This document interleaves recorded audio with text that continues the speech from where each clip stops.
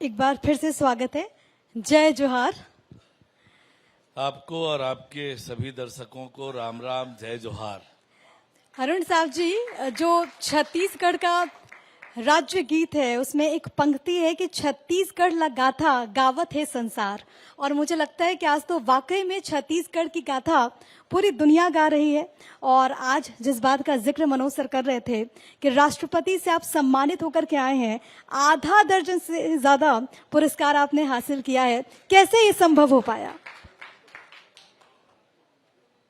मैं आपको बताऊं कि मैं एक सामान्य परिवार का एक कार्यकर्ता हूं और इसलिए काम कैसे होता है, केवल आदेश जारी कर देने से, निर्देश जारी कर देने से काम नहीं होता है।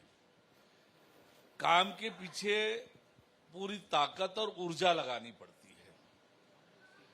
और हमारी सरकार बनने के बाद नगरीय निकायों की उस समय जो दुर्दशा थी, अव्यवस्था थी, सरकार में जब माननीय मुख्यमंत्री विष्णुदेव साय जी ने मुझे नगरीय प्रशासन विभाग की जवाबदारी दी, तब मुझे लगा कि शहरों के लिए बहुत कुछ करने की आवश्यकता है।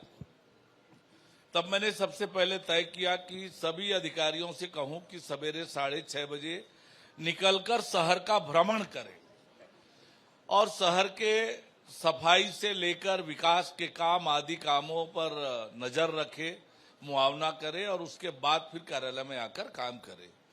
इसका बहुत बड़ा लाभ ये मिला कि कल आप दूसरों के कहने पर नहीं, अपनी आंख से देख रहे हैं अपने शहर को कि आपकी शहर की व्यवस्था क्या है, विकास के काम जो चल रहे हैं उसकी क्या परिस्थितियां हैं, शहर में कहां कहां पर गंदगी है और कैसे उसको हम स्वच्छ बनाएं। और इसके कारण से एक वेव आया। और जब नगर निगम के आयुक्त निकलेंगे सड़क में सवेरे सवेरे तो पूरा अमला निकल पड़ा, सारे जनप्रतिनिधि निकलते हैं और इसके कारण से पूरे प्रदेश में स्वच्छता का एक वातावरण बना। स्वच्छता पखवाड़ा लगाया, स्वच्छता दीदी लोगों को मोटिवेट किया, उनको सम्मानित किया, उनको प्रेरित किया और जनभागीदारी सुनिश्चित करते हुए जब हमने काम किया तो इस बार स्वच्छता सर्वे 2024-25 में हमारे अधिकांश शहरों की रेटिंग सुधरी है और 6 निकायों को राष्ट्रपति जी से पुरस्कार मिलना अपने आप में बहुत बड़ी उपलब्धि है एक छोटे से राज्य के लिए। तो आने वाले समय में और इस संकल्प के साथ हम काम कर रहे हैं नगरीय निकायों में कि हमारे शहर को स्वच्छ, सुंदर और सुविधापूर्ण बनाने हैं और इसके लिए योजना बनाकर पहली बार प्रदेश में सिटी डेवलपमेंट प्लान बन रहा है जी।